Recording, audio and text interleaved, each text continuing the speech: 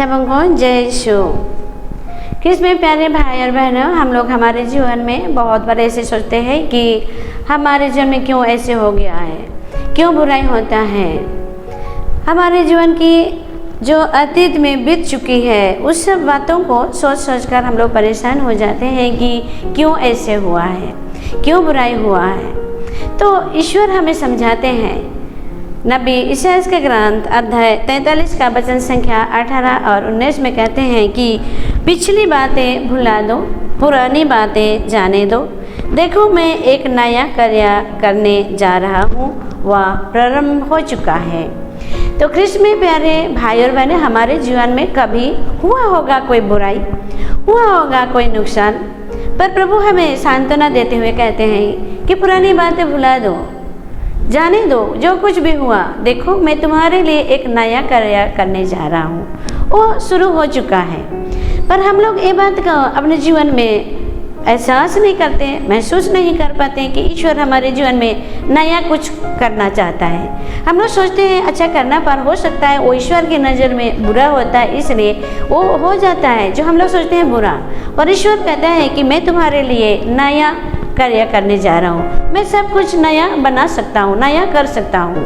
प्रभु कहते हैं मैं सब कुछ नया कर दूंगा। बारूक के ग्रंथ अध्याय 5 का वचन संख्या 1 में कहता है, अपने शोक और संताप के वस्त्र उतारो और सदा के लिए ईश्वर की महिमा का सौंदर्य धारण करो। जीवन में जो घट गया, जो हो गया है, वो हादसा भुलाकर ईश्वर की महिमा के लिए जो सौंदर्य ईश्वर हमारे लिए रखे हैं, जो कल्याण या जो मंगलमय योजना ईश्वर ने रखा है, उसको धारण करना है। पर पुरानी हादसा को याद कर करके नया करने प्रभु जा रहे हैं, नया कुछ देना चाहते हैं, उसको हम लोग क्यों बर्बाद करते हैं? उसको हम लोग देखना भी नहीं चाहते, सोचते भी नहीं हैं। इसलिए प्रभु कहते हैं कि मैं सब कुछ नया कर सकता हूँ, तुम लोग ईश्वर की महिमा का सौंदर्य को धारण करो। इसलिए प्रभु हमें समझाते हैं बार बार, पुराने हादसा भूल जाओ, जो भी हुआ घटना अतीत में उसके भूल जाओ, पुरानी बातें भुला दो। सब कुछ हो गया है, वो चला गया है। अभी जो नया कार्य करने जा रहा हूँ वो तुम लोग देखो। प्रकाशन ग्रंथ अध्याय 21 का वचन संख्या 5 में प्रभु कहते हैं, मैं सब कुछ नया बना देता हूँ। जो पुराना हो गया उसको चिंता मत कीजिए, पुराना में जो कुछ हो गया उसके बारे में मत सोचिए। प्रभु कहता है मैं सब कुछ नया बना देता हूँ। इसलिए आगे की ओर देखिए, पीछे की ओर मुड़कर मत देखिए, सामने की ओर नज़र रखिए, लक्ष्य रखिए, तब प्रभु हमारे लिए नया कुछ करने जा रहे हैं। कुरिन्थियों के नाम दूसरा पत्र अध्याय 4 का वचन संख्या 16 में कहते हैं, हमारा शरीर की शक्ति भले ही क्षीण होते जा रही है, पर हमारे अभ्यंतर में दिन प्रतिदिन नया जीवन का संचार होते रहती है।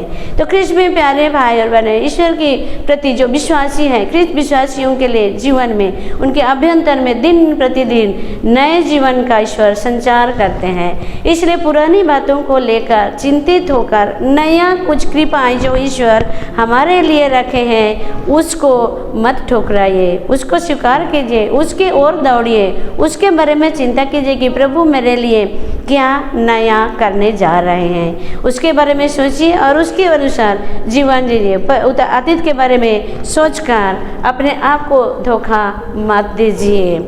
नबी संत यूहन्ना का सुसमाचार अध्याय 4 का वचन संख्या 28 और 29 में हम लोग देखते हैं, एक समारी नारी का जीवन हम लोग सबको जानते हैं। जब वो समारी नारी प्रभु यीशु के पास आता है, उसे मिलता है, तो उसका जीवन बदल जाता है, उसका जीवन नया बन जाता है। उसी तरह हम लोग भी प्रभु यीशु को स्वीकार करेंगे तो हमारा जीवन भी नया बन जाएगा। कुरिन्थियों के नाम दूसरा पत्र अध्याय 5 का वचन संख्या 17 में प्रभु कहते हैं, यदि कोई मसीह के साथ एक हो गया तो वह नया सृष्टि बन गया है, पुरानी सब कुछ समाप्त हो गया है और सब कुछ नया बन गया है। तो क्रिस्त में प्यारे भाई और बहनों, प्रभु हमें बताते हैं इफिसियों के नाम पत्र अध्याय 4 का वचन संख्या 23 और 24 में कहते हैं, आप लोग पूर्ण रूप से नवीन आध्यात्मिक विचारधारा अपनाएं और नवीन स्वभाव धारण कीजिए। कृष्ण में प्यारे भाई और बहनों, आइए अब सबों के लिए हम लोग मिलकर प्रार्थना करते हैं कि आप लोग सब कोई जो प्रभु हमारे नया कार्य करने जा रहे हैं, उसी नया नवीन चिंताधारा को, नए नवीन स्वभाव को धारण कीजिए, क्योंकि हमारा जीवन को प्रभु नया बनाने जा रहे हैं। सबों को जय यीशु।